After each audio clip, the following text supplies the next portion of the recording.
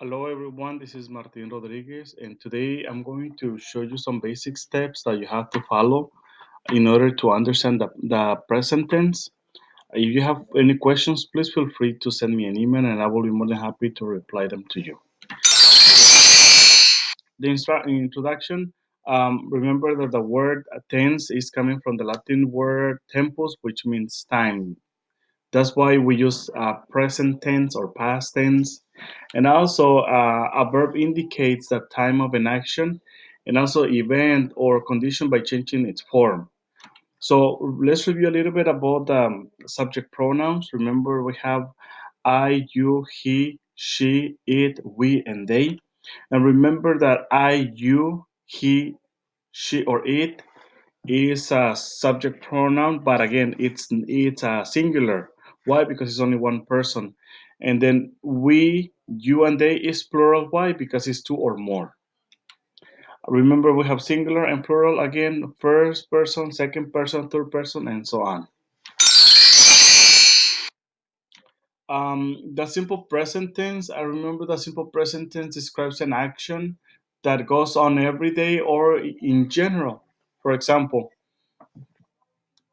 something that you do today, again, something that you do every day or in general. And also remember that I, you, we, and they are conjugated in the same way. And to form the third person singular, which again, he, she, or it, all that you have to do is you have to add s to most of the verbs. For example, I dance salsa really often. You work very hard to improve your English skills. He speaks three languages: English, Spanish, and Chinese. She writes an essay for her English class. It works very well. We listen a lot of music from around the world and they visit us really often. So if you see here, um, the or he, she, or it, all that we have to do here is we just have to add an s at the end of the verb. And also to form the third person singular, that again, he, she, or it, all that we have to do is just add an s. For example, I work, you work, he works, she works, it works. Again, he, she, or it have to have s at the end of the verb. Always. And remember, he, she, or it always is going to be conjugated in the same way. Again, third person. And the next one, Elisa works in a factory. Remember, sometimes we're going to use the names or sometimes we're going to use the subject pronouns. The same thing for Alejandro works in an office. Again, it is the same if I say he works in an office.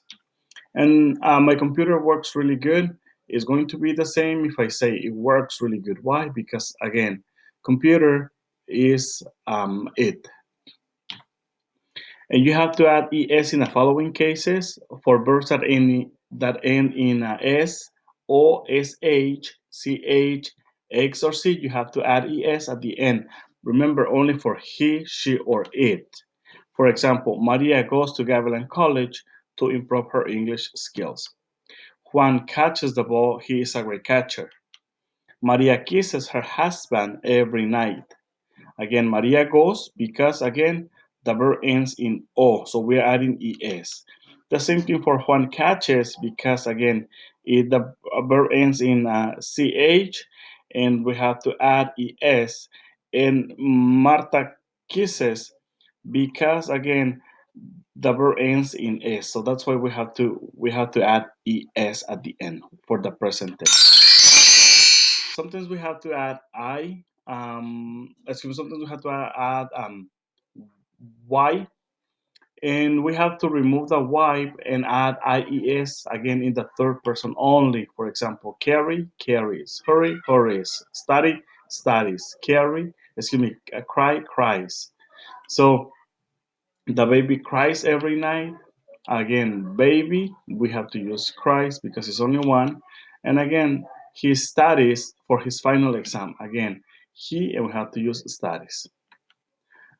Thank you very much. If you have questions or comments about this presentation, please feel free to send me an email and I will be more than happy to reply to you. Okay? Thank you so much. Have a wonderful day.